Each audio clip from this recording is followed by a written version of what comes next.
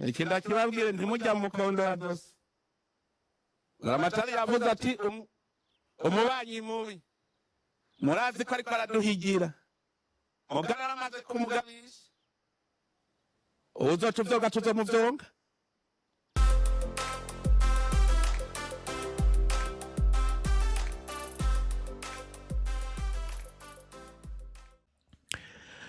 mwaramutse muri iyi minsi imigenderanire y'u Rwanda n'Uburundi ntiyifashe neza ariko nagomba ndabahumurize ntabwo ari vy'ubu Uburundi n'u Rwanda nuvuga ko vyari ibihugu canke ubwami kuva na kera bamye bashamiranye encore une fois je sindo mu historien nta bintu vya histoire vyinshi nize mugabo bike nize narumvise yuko umwami w'u Burundi n'umwami w'u Rwanda bamwe bariko baragwana haya ku mbebe zo muri nord kuva na kera na rindi ababikurikirana baravuga ngo izina rya kera noneho ryavuye ngo hariho baravuga ngo hariho n'ingoma ngo yazayija mu Burundi canke ikaja mu Rwanda ngo ukurikiranije ngo n'uwayitsindiye mugabo ngo ikiri mu Rwanda ivyo hari abantu babikurikirana sinkeneye amadetaye nta kamaro ico nshaka kuvuga nuko kuva na kera na rindi hamye hariho novuga imishamirano canke ibintu vyo kutumvikana canke vyo kunekana hagati y'abami b'u Burundi n'abami b'u Rwanda ivyo kandi si muri no mu Rwanda gusa muzokumva abacaka bazuru epfo abafaransa n'ubwongere na Germany cyane cyane bamwe bariko baragwana China Japan abize muri square Chine la guerre sino japonaise Japan n'ubushinwa baragwanye ibihugu vyinshi n'ubu turiko turavuga Russia na Ukraine biko baragwana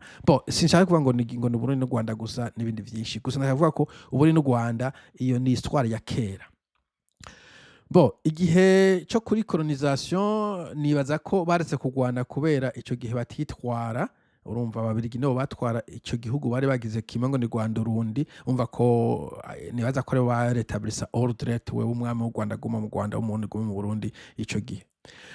muga ababirigi bahavuye habaye no mu ntango habaye ivyabaye mu Rwanda mu 1959 hanyuma haba abanyarwanda bahungiye mu Burundi hari abantu babagiza ko boba hari uruhara bagize mu bintu vyagiye biba mu 1965 na 66 gutyo mugabo nivyo nta makuru ahagije ndabifitiye ariko tension novuga ko zaciye zitangura ico gihe sinzi neza hagati ya Micombero na Kayibanda imigendanire bafitaniye ico gihe sinari bwavuke mugabo neza ko hoba harabaye tension zijanye nuko bijanye n'ivyo mugabe ico nibuka neza nuko kuri bagaza yigeze kuvuga ni interview yavugiye ku radio bwa vuba pana igihe yari gutwara yarakukurutse aravuga ati jewe hari gihe numvise ko hari abantu bariko baritegura kuza kudutera bavuye mu Rwanda ati nje ndabwira Havyarimana ati abo bantu ukaramutse ubaretse ngo baje kuntera nanjye mfise abanyarwanda bahunze 59 ndabareka baze bagutere un jour je vais à Kigali et tout manifeste contre moi dans la salle et puis je pars alors je demande à Havyarimana écoutez venez me voir alors, il faut pas jouer avec le fait je sais que le Perpétuel est là je sais que les services de renseignement le savent. Je sais qu'ils ont organisé ça. Eux ne veulent pas, à la conférence des chefs d'État, faire ces choses-là. Je me mets en garde. Si vous continuez avec ça, vous savez qu'il y a une communauté rwandaise qui est solide, qui vous a attaqué 2 fois. Si vous le faites, je vais les armer. Puis après, on verra qui gagnera parce que nous allons tous perdre. ababivuga yitwengera mugabo iconzi nuko nta majambo baterateranye ku radio babikoreye muri diplomasi yagiye kubivuga mu nyuma yaravuye twebwe gusa twabona u Rwanda n'Uburundi ata miterano ihari atangwano zihari hagati aho urumva yuko mu Rwanda harimwo abantu bahunze na cyane cyane 72 bari no muri Tanzania wanashaka no mu bindi bihugu mugabo aho niho hari abantu bavuga ko bari politically active bari active politiquement partout benshi bavuga ko yari muri Tanzania ariko naho nyene bagaza ntiyigeze agiranira ikibazo na Tanzania cyo kimwe office bashaka ko barabivugana mu bakakoresha amadiplomasi mugabo ntagiye twumva ku radio bagaza reka tuka ujya nyamba yari mwinyi yatwara Tanzania. Hanyuma kuri buyo cyane cyane turazi neza baravuga cyane ko abantu akavuru kabaye muri ntega namarangara abantu bace bahungira mu Rwanda yarazi buyo ko mu Rwanda hemwo za opposition niho zari zatanguriye ariko ntibigeze haba ibiture diplomatique hagati y'ivyo bihugu imipaka ntigeze yugagwa. Heke igihe Tanzania aba FDD bariko bagwanya buyoya byose byari bizwi bose bari babizi yuko aba bafise ama training bitegura muri Tanzania mugambi urwego rwa Tanzania twovuga ko nova ko gwasa no guguruye nta officiellement nta kintu nta namwe giheze bavuga ngo ubezi rugawe kandi nta bintu byo guterana amajambo vyahaba urumva bagageza kumbura ukuntu babivugana ntavyo je nomenya rero nkavuga nti ico kibazo cyo Rwanda n'Uburundi camyeho gishobora no kuzokwamaho mu gihe ivyo bihugu bibiri byose bidashoboye kuronka amahoro asazagaye mugabo ku ruhande rwa diplomasi kara kuntu babijera ku buryo ubwa mbere na mbere bitaboneka kumenga igihugu gitwawe n'abantu baba abo bita mu Kinyarwanda abashumba canke abungere mu Kirundi sinzi ko abakuze kera mu vyuka bintu kwitarangwa imikomo aho umuntu yagara ku gasozi akatuka kuri nyoko nawe ugaga ku gasozi ukamutuka kuri nyinakuru wiwe ivyo bintu muri diplomasi ntivyagomba kuhaba. Ikindi cha kabiri nuko keshi na keshi usanga vyafekta bitera ingaruka mbi abantu babana ku mupaka kuko ndi waraye ku mupaka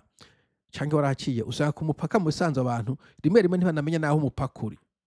ubona nyine yigira hajya gasoroma kaja hajya karima kaja hajya gashora ibi abakarongorana hari abantu usanga bakoresha network bari nko mu Burundi akakoresha network muri Tanzania hari umugenzi nizo kuvugana nkavuga we none uri mu Burundi cyangwa muri Tanzania George ndi mu Burundi kubera ko ufite network muri Tanzania aha niho havata neza urumva ivyo bintu donc usanga abantu bari ku mupaka iyo uzibiye officiellement ubu bateye ibibazo byinshi cyane kandi batakweze kandi bisanzwe atangorane bari bateye rero bisaba ko wewe urondera ikintu cyo kujera umupaka muga ntugare kujera umupaka no kugana ibintu bitandukanye boraba rero yuko iyo migendano ugenda neza bive ngo duha abantu bateye push ivyo bavyibagire nta numva ta gihugu nta bihugu vyinshi mu bisanzwe vyo guha abantu baba opposition nk'uko Tanzania itagira tanga bajya bankuru nziza ico mu kwibukaga burya nkuru nziza natoko nakivuze mu bindi video nkuru nziza nawe yarafise dossier ngaho mu yarafise bari bamucira urubanza go gupfa sinibuka sinagwanditse neza natoko nanditse ntuzeye dossier yayo mugabo Google kuri internet rurahari bagiye kuri mukura ko aza anatwara donc twatwawe cyangwa mwatwawe novuga no criminals ugiye kuzura vuga ngo bajya ngo naba criminel inkuru nziza bo yarafise urubanza go gupfa bagiye kumukura ko mu menga mu 2011 ariko arakora manda ya kabiri donc cyangwa ya gatatu wanashaka okay sinzi ya kabiri je pense donc urumva rero ivyo bivuga ngo coup d'etat criminel ibiki ayo nama labels abapolisi bahana ku buryo vyo bitotuma bugara umupaka bogenda bakavugana akavuga ati abantu ntuzureke ngo badutere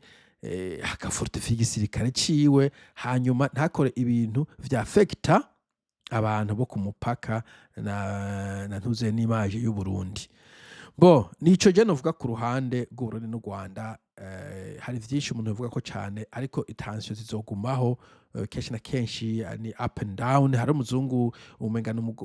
journaliste ko RFI zavuga ngo ce sont des vases communicants donc hagize ikintu kibaye amazi abaye menshi mu Rwanda sesika mu Burundi et vice versa ivyo on ne peut rien faire ni histoire yabikoze ico boraba gusa no kuraba ko hejuru abantu batwara nk'abantu bakuze ni bakore nk'abantu babana canke babungere nico ndashaka kuvuga mugira amahoro tuzosubira.